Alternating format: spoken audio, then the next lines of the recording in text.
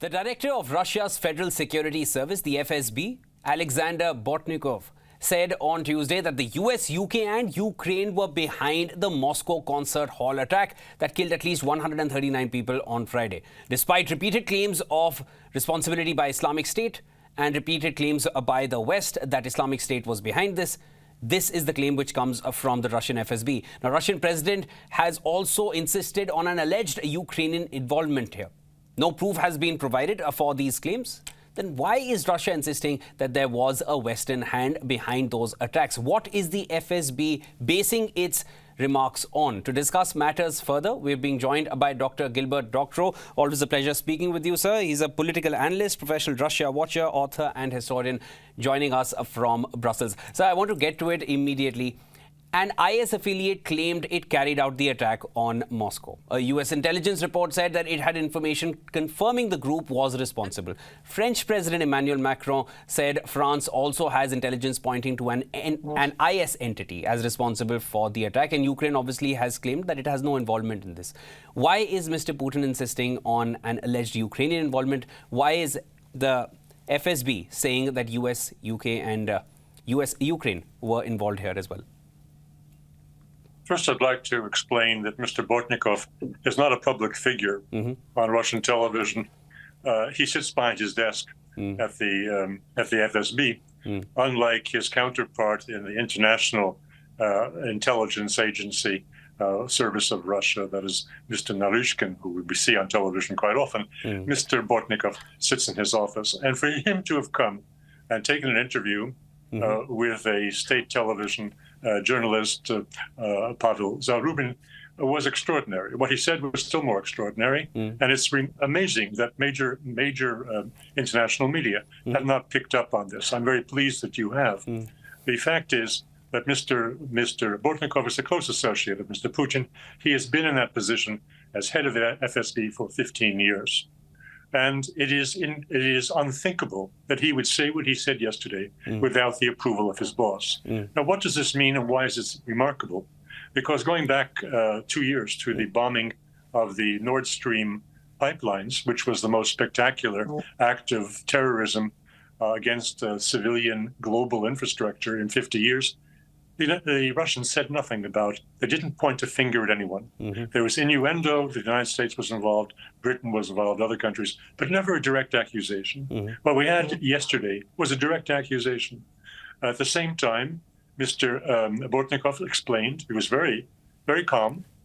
He had great poise, and he chose his words carefully. He said that he's not speaking out of emotion. He's speaking on the basis of preliminary findings, and that when all the findings are ready, when he has solid facts, he will present them. But he expects to find those, and this is in connection with something else, which has been very little reported in Western media. That is to say, the discovery that 2 of the assailants went to Istanbul in the last days of February and were there until the 2nd of March. It has also been revealed on Russian television that the objective of this terrorist attack had been for a strike against a major venue, probably the same Crocus, but it's not relevant, a major venue for 8th of March, International Women's Day, a day that is sacred in Russian calendar and a day that is 1 week before the presidential elections. The whole logic of this operation would have been to devastate the preceding Russian elections on the 15th or 17th of March. However, the United States intelligence, and this according to the Russians, discovered that this was not feasible. That Russian security was very tight for the 8th of March, and the mission would fail. We note that several related facts. Madam Nuland, Victoria Nuland, was fired on the 5th of March. It's highly interesting that this coincidence. I and others have spoken of her connection with the German generals plotting a strike on the Kerch Bridge using their cruise missiles. However, it is more likely that she was fired because the mission that she had supervised to attack Russia, a terrorist attack using Islamic extremists on the 8th of March, was no longer operable. We are told, the Ukrainians are saying, that the that is, the Russians are saying that the Ukrainians proceeded with a terror attack against the objections of the United States because it had lost its rationale. It was supposed to take place before the elections. Instead, the Ukrainians staged it 1 week after the elections. And there is a point of dispute. But when you say that the Russians are accusing Ukraine, I think it's missing the bigger issue. The Russians are accusing the United States and Great Britain.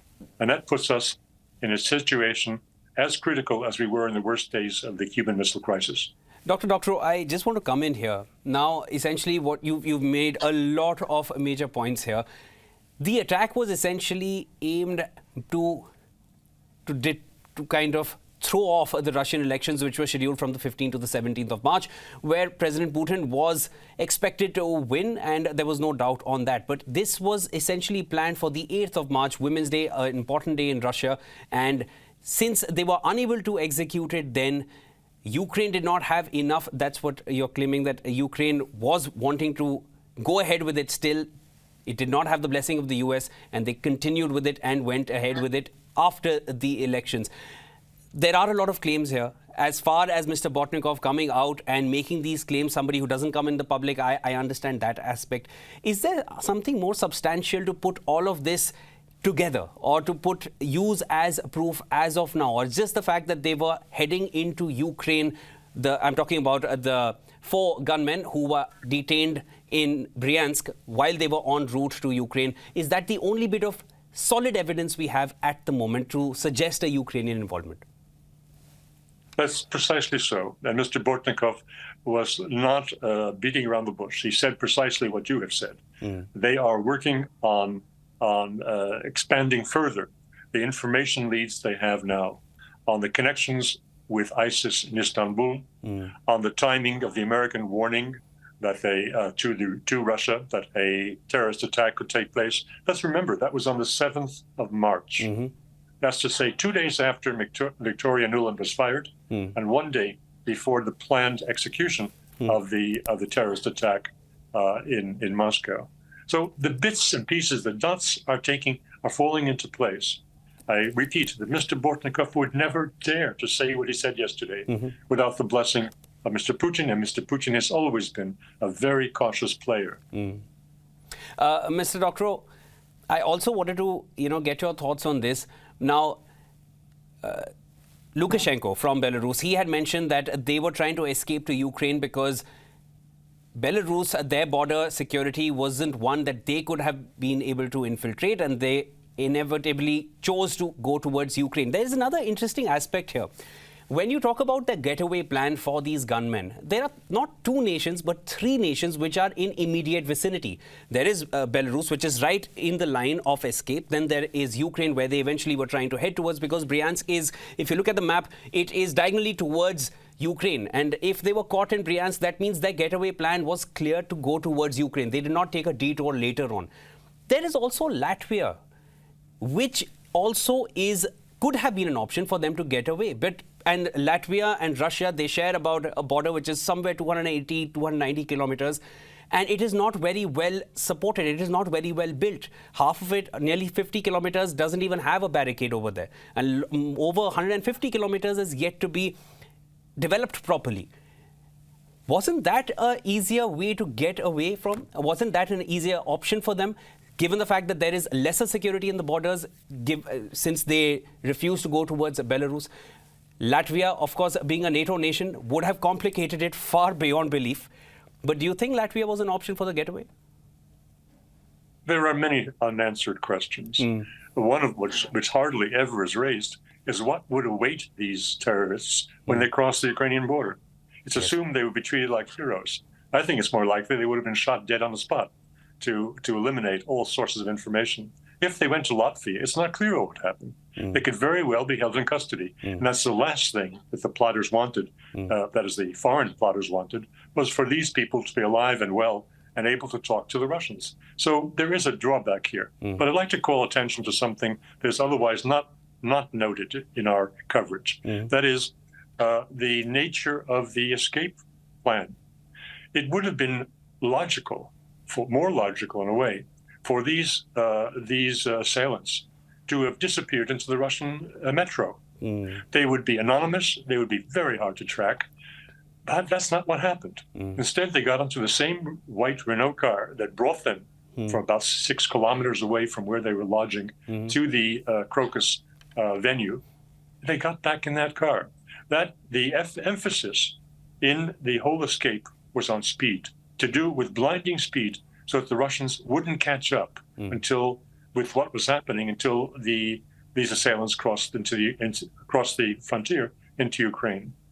It is remarkable they were in the same car, because the car had been taken on the video recorders, the security devices that all of these major venues have around them. That was ignored. The assumption was that the Russians would be too slow and too uncoordinated to put all this together in an actionable way. But that was a mistake. They were so coordinated. Dr. Doctorow, of course, the most pertinent question at the moment, among the many other pertinent questions, how do you feel this is going to impact the ongoing war in Ukraine? Disastrously for Ukraine, and I hope not disastrously for us. The discussions now on the premier Russian talk shows, and I have in mind the Vladimir Solovyov show of last night, have taken a radical turn towards violence. One of the Duma members, a member of a key committee on relations with the former Soviet Union, said last night openly, it's time to raise Kharkiv to the ground. We should give Kharkiv is where the terrorist attacks, the Russians call them terrorist attacks, they are missile and artillery attacks, and also border incursions on the Belgorod frontier region of Russia. They're coming from Kharkiv. They are intolerable. Dozens of Russian civilians are being killed each week, and that makes very bad news on Russian television. And there are patriots who say, time to finish this. The Ukrainians are no longer our friends. They never again will be our friends. And it's time to give a notice to Kharkiv that everyone should get in their car, pack their cars, and head west, because we're going to level Kharkiv to the ground. And that language did not exist until after this terrorist event. There's also talk yesterday on the Solovyov show. It's time to flatten the presidential palace in Kiev, time to flatten all of the decision-making military and civilian institutions in Kiev. That violent language did not take place until now. All right, that was Dr. Gilbert Doctorow sharing a lot of insights on us. He's a keen professional Russia watcher and, of course, has a lot of insights on things that most media houses are not discussing at the moment. There is a perspective which does not make it to the rest of the world, and that is what we are bringing to you right here on WION World is One. Thank you so much for your time, Doctor. Thanks for the invitation.